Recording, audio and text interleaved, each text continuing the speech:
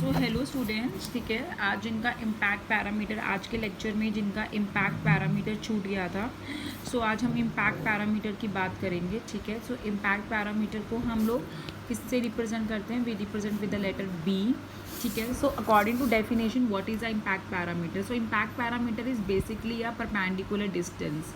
Impact parameter क्या है? Basically एक परपेंडिकुलर डिस्टेंस है। कहाँ से है?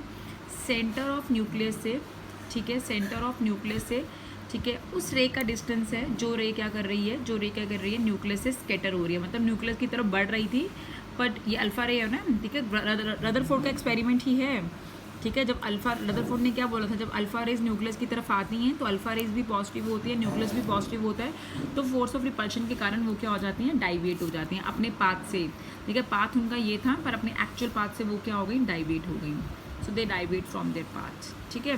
सो ये जो एंगल होगा, ये जिस पाथ पे वो डाइवेट होती हैं, that angle is called the angle of scattering. This angle is called the angle of scattering, ठीक है। जिस पाथ पे वो स्कैटर करती हैं, अगर ये यहाँ पे बहुत क्लोज होंगी इसके, तो यहाँ पे रिपल्शन बहुत ज़्यादा होगी, तो एंगल ऑफ स्कैटर भी ज़्यादा होगा, मतलब वो बहुत ज़्यादा डाइवेट कर जाएंगे, ठीक है। So what is the impact parameter? So it is basically a perpendicular distance, ठीक है। ये परपेंडिकुलर डिस्टेंस होता है सेंटर ऑफ न्यूक्लियस से, ठीक है, किसके बीच का? रेज, अल्फा रेज के वेलोसिटी वेक्टर का, मतलब उस अल्फा रे का जो क्या कर रही है? स्कैटर कर रही है। सो इसका एक फॉर्मूला है, that formula is mathematically proven, हम इसे प्रूव नहीं करना, सिर्फ याद रखना है। That is a 4 pi epsilon not z square cot theta by 2 upon half mv square. So this is the formula of that impact parameter you have to retain in your mind. So इस formula से आप देख सकते हो this 4 pi epsilon naught और Z का square क्या है? कांस्टेंट है।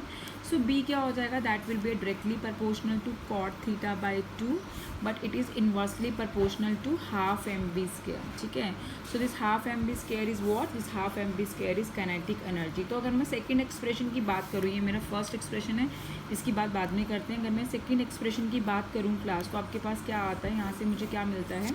और मुझे यहाँ से क्या मिलता है कि जो मेरे पास इम्पैक्ट पैरामीटर है B, this is inversely proportional with kinetic energy, मतलब हम काइनेटिक एनर्जी बढ़ाएंगे, ठीक है, तो इम्पैक्ट पैरामीटर कम हो जाएगा। हम काइनेटिक एनर्जी कम कर देंगे तो इम्पैक्ट पैरामीटर ज़्यादा हो जाएगा। दैट मीन्स अगर रेज बहुत फास्ट नहीं आएंगी, उनकी काइनेटिक एनर्जी बहुत ज़्यादा होगी, तो वो रेज क्या होंगी? बहुत क्लोज होंगी न्यूक्लियस के। जब न्यूक्लियस के बहुत क्लोज होंगी होंगी, तभी उनका इम्पैक्ट पैरामीटर क्या होगा? कम होगा, because impact parameter is a distance from the centre to the alpha raise.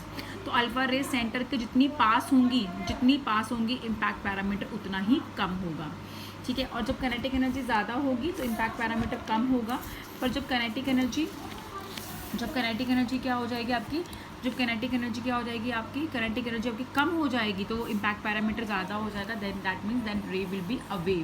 वो रेज क्या होंगी? वो बहुत दूर हो जाएंगी सेंटर ऑफ न्यूक्लियस से। जितना दूर हो जाएंगी तो impact parameter centre of nucleus से उतना ही ज़्यादा हो जाएगा, ठीक है। अब हम फर्स्ट रिलेशन की बात करते हैं। तो यहाँ पर मुझे क्या दिख रहा है कि impact parameter is directly proportional with cot theta by 2, मतलब इम्पैक्ट पैरामीटर की वैल्यू बढ़ाएंगे तो कॉट थीटा बाई 2 बढ़ जाएगा, ठीक है, मतलब कॉट की वैल्यू इंक्रीज़ करेगी, ठीक है। अब मेरी बात ध्यान से सुनेगा। अगर मैं कॉट का टेबल ले लूँ, यहाँ पे मेरे पास कॉट 30 होता है, कॉट 45 होता है, कॉट 60 होता है, कॉट 90 होता है। So we have this cot value of this cot, ठीक है। Cot 30, cot 45, cot 60, cot 90। तो यहाँ पे एंगल 30 है, 45 है, 60 है, 90 है।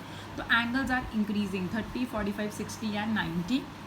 सो कॉट 30 की वैल्यू होती है 1.73, विच इज़ √3 की वैल्यू होती है। कॉट 45 1 होता है, कॉट 60 1/√3 होता है, और कॉट 90 0 होता है, ठीक है। यही टेबल होता है ट्रिग्नोमेट्रिक फंक्शन में, हमारे पास यही टेबल होता है। तो आप देखें यहाँ पे एंगल्स इंक्रीज़ कर रहे हैं, पर कॉट की वैल्यू डिक्रीज़ कर रही है। कॉट 30 की सबसे ज़्यादा वैल्यू है, विच इज़ 1.73। उसके बाद एंगल इंक्रीज़ किया, 45 हो गया, पर कॉट 45 की वैल्यू 1 होगी, विच इज़ लेस देन 1.73। अब मेरे पास एंगल इंक्रीज़ हुआ है, 60 हो गया, पर कॉट 60 1/√3 हो गया, विच इज़ लेस देन 1, और कॉट 90 तो 0 ही होगा। इसका मतलब जब हम बी की वैल्यू बढ़ाएंगे तो कॉट थीटा बाई 2 की वैल्यू तो बढ़ेगी, पर थीटा एंगल ऑफ स्कैटरिंग की वैल्यू कम हो जाएगी, ठीक ठीक है, क्योंकि हमारे पास कॉट की वैल्यू जब बढ़ती है तो उसके थीटा एंगल की वैल्यू कम हो जाएगी।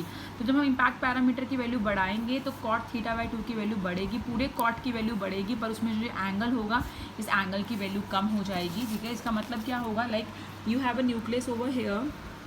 ठीक है, आपके पास ये न्यूक्लियस है, this is a positively charge, ये मेरा न्यूक्लियस है which is a positively charge. ठीक है, सो अब ये मेरे पास सेंटर है न्यूक्लियस का, अब ये रे है। ठीक है, it is very away from the nucleus. ठीक है, तो ये अल्फा रे है जो बहुत न्यूक्लियस से बहुत दूर है, तो obviously the impact parameter will be more. So impact parameter will be more, तो कॉट थीटा का वैल्यू ज़्यादा हो जाएगा। ठीक है, अब यहाँ थीटा की वैल्यू कम कैसे होगी, आप खुद देखिए कि जब अल्फा रेस न्यूक्लियस से दूर होंगी तो उनके बीच में फोर्स ऑफ रिपल्शन भी कम होगा।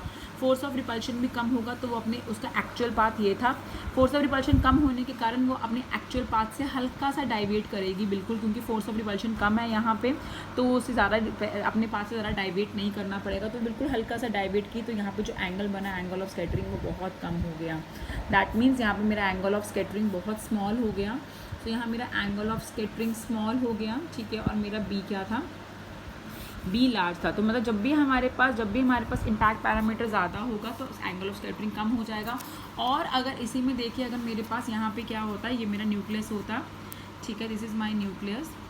ठीक है, और यहाँ पे क्या होता, व्हाट हैपन हियर, ये मेरा सेंटर ऑफ न्यूक्लियस होता और मेरा इम्पैक्ट पैरामीटर बहुत कम होता, मतलब मेरी अल्फा रे जो होती वो न्यूक्लियस के बहुत पास होती, तो व्हाट हैपन देयर, जो क्या होता है, इनके बीच में बहुत ज़्यादा फोर्स ऑफ रिपल्शन होती, बहुत ज़्यादा फोर्स ऑफ रिपल्शन होने के कारण इसमें डाइवेशन भी बहुत ज़्यादा होता अपने पाथ से, बहुत ज़्यादा, क्योंकि फोर्स ऑफ रिपल्शन जितना ज़्यादा होगा ये न्यूक्लियस उसे उतना धक्का मारेगा तो ये अपने पाथ से हिलेगी, ज़्यादा धक्का लगा तो ज़्यादा हिल गई, तो यहाँ पे एंगल ऑफ स्कैटरिंग क्या हो गया, लार्ज हो गया।